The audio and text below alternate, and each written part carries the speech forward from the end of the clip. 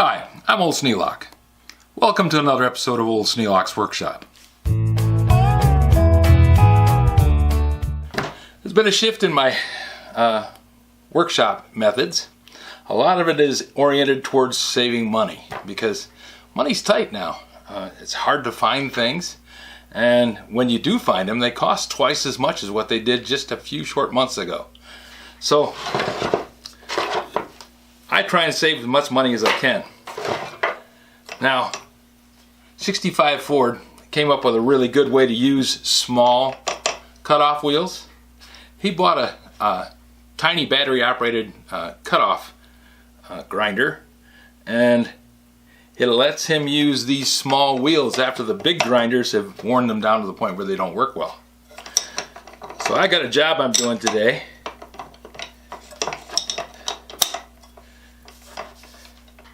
And I need to use some cutoff wheels. Let's see. I like this grinder because it's got this little button here that locks the arbor. I just have to get the arbor around where the little button lines up with a notch in the spindle. And I can spin that right off. Don't have to struggle trying to hold this. Then the other thing that happens quite often is if you leave this a little bit loose and you start the grinder, this wheel spins. When the grinder starts, the wheel kind of stays stationary and the nut stays stationary a little bit.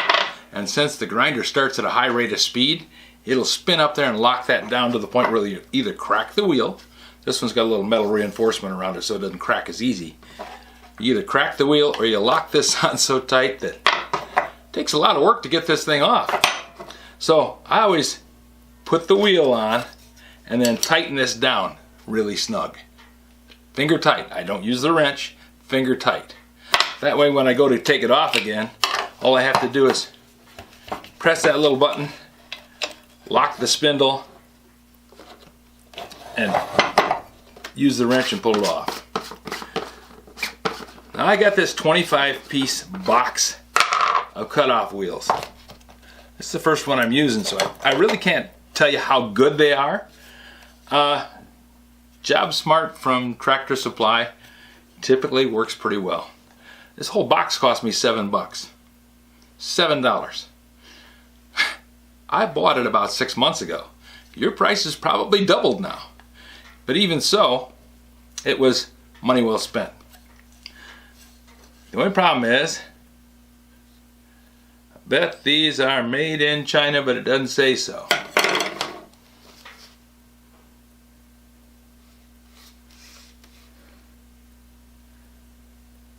Made in China.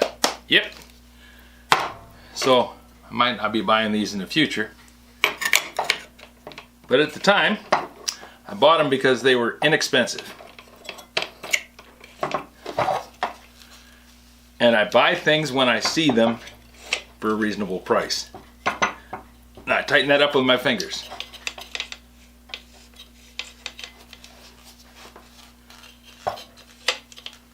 I don't want the wheel to slip when I start the grinder because that'll just chew up the arbor. But again, I don't want to tighten it down with a wrench because I can crack the wheel, or I can make it so that I have to use a wrench and really struggle to get it off. Finger tight's enough to stop it from spinning and locking on. That should take care of that. Now, I've got 24 of these left. I hope I don't go through more than a couple during today's project. I'm going to leave a link in the description for 65 Ford's process of using the smaller wheels up, and I think that's a good thing to look into. If you have any suggestions for a new video, questions about today's video, or any of the other videos on the channel, just drop a note in the comments. You know I read them all. Thanks for watching.